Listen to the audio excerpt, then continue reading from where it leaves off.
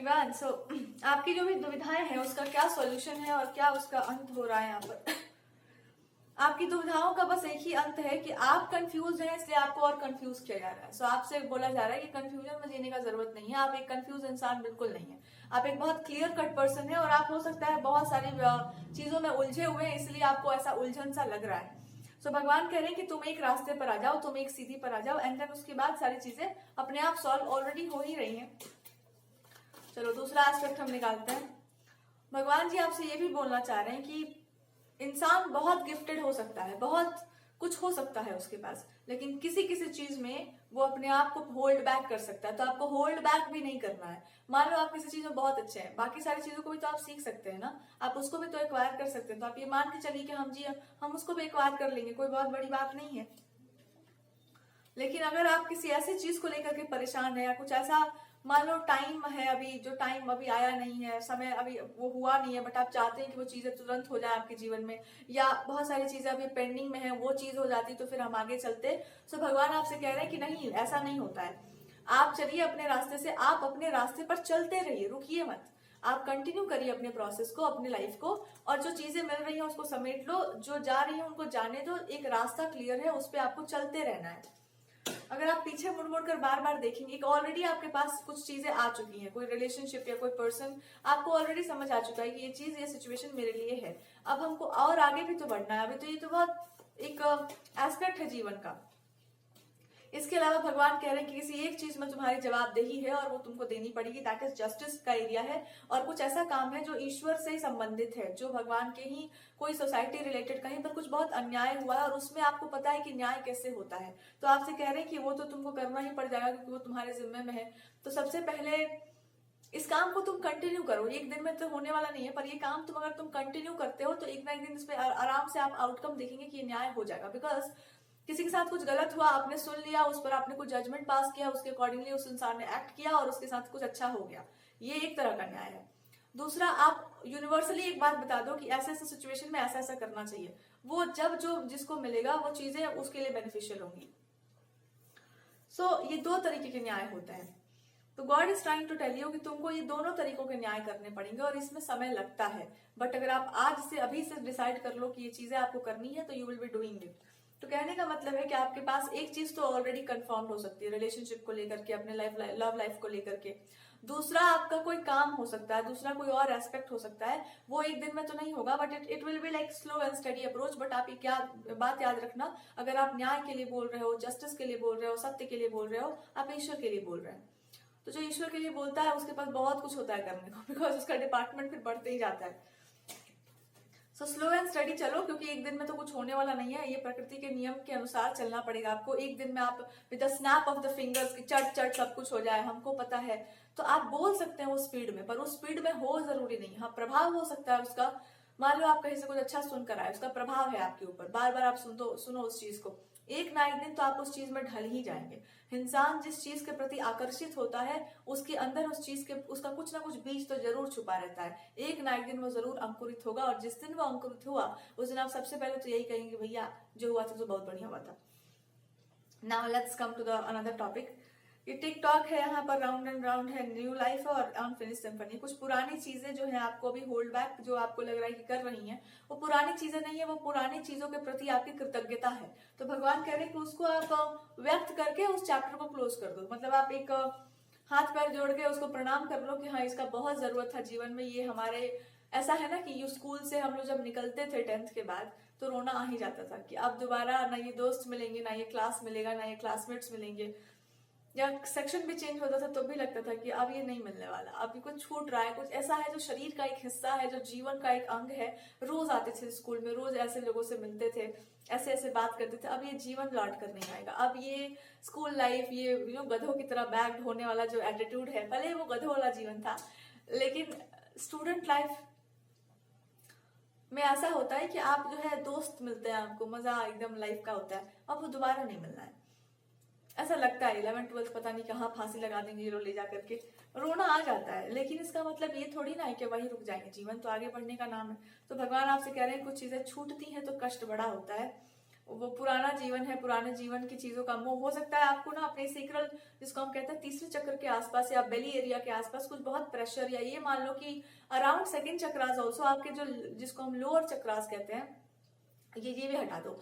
Stomach pen आपको हो सकता है, या फिर आपको बहुत घुटन सा या बंधा बंधा सा लग सकता है, या बहुत हैवी लग सकता है। तो आपसे भगवान कह रहे हैं कि कोई एक्सरसाइज है, कोई फिजिकल एक्सरसाइज अपने जीवन में लेकर आइए, या वॉकिंग, या मूव करो बॉडी को अपने, या डांसिंग भी आप कर सकते हैं, मूव लाइक अ स्नेक। तो डांस भी आप कर सकते हैं, उस एनर्जी को रिलीज करिए और उससे रिलेटेड जो भी चीजें हैं उसको एक बार फेस करो, एक बार देखो, उसको थैंक यू करो, उसको वेलकम करो, जो भी है, जो सीखा उसको धन्यवाद करो। और मान के चलो कि एक समय होता है इंसान को प्रेशर में आने का, उसके बाद फिर वो चीजों से आप आगे बढ़ जाते हैं, फिर जीवन में आप जिस चीज के लिए आपको तैयार किया गया था इस तरह से, उस चीज की तरफ आप जा रहे हैं। तो जो पीछे छूट रहा है उसको जाने दो, बिकॉज एक बहुत हैवी फीलिंग आती है इंसान के अंदर कि मोह आ जाता है कि कैसे हम जाएं, कैसे छोड़ें, पता नहीं आगे क्या होगा, पता नहीं, but it just feels heavy. So God is saying कि हाँ, उन सब का जरूरत था, उन सब चीजों का आपके जीवन में एक बहुत महत्वपूर्ण रोल था। कभी कभी ना इंसान किसी चीज का होता नहीं है पात्र। मान लो कमल का असली जगह कीचड़ हो ही नहीं सकता, पर कमल खिलेगा तो ही वो निकलेगा उस कीचड़ से। ये भी उसकी यात्रा है कि उसको खिलना है उसी कीचड़ में। तो जब उस कीचड़ से वो खिलकर उठेगा तो मे भी किसी का ध्यान जाए, वो देवताओं पर चढ़ाया जाए। हमारे यहाँ एक जगन्नाथ मंदिर है, वहां पे आप जाएंगे तो तालाब है, और वहां पे कीचड़ में ही कमल खिलते हैं, तो कमल का फूल आपको बहुत मिलेगा। और वही कमल जो है लेकर के वो जाते हैं सब छोटे बच्चे, जिनको सेल करना होता है उसको। तो उसका अंतिम जो हाईएस्ट पोटेंशियल है वो क्या है कि वो देवताओं को चढ़ाया जाता है, लेकिन खिलना तो उसको कीचड़ में ही पड़ता है। सोचो कितना कष्ट है। लेकिन एक बार आप ग्लो कर जाएं, एक बार आप पूरे अपने पोटेंशियल में आ जाएं, तो जहां आपको जाना है वहां तो आपको जाना ही पड़ेगा। फिर आपको मोह हो जाए कीचड़ से, तो अब ये तो सही बात नहीं है, बिकॉज वो आपका काम खत्म हो गया वहां पर। दुखद है, कष्टप्रद है, क्योंकि उसके बाद तो फिर लाइफ का एक अलग जोन स्टार्ट होता है इंसान का।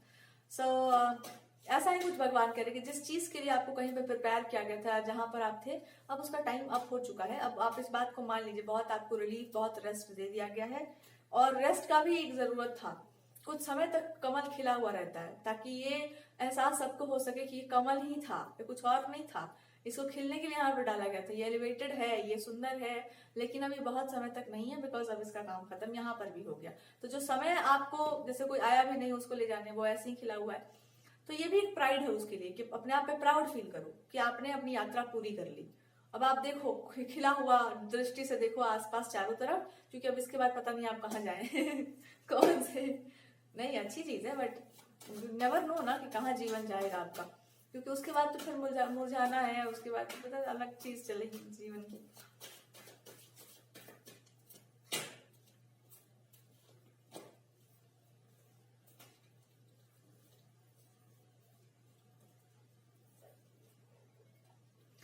लास्टली भगवान जी कह रहे हैं कि भावना की प्रधानता जहां पे नहीं होती है, वो इंसान पशु बन जाता है एक समय पर। रिश्ता भी हो, भक्ति भी हो, बिना भाव के तो कुछ होने वाला नहीं है।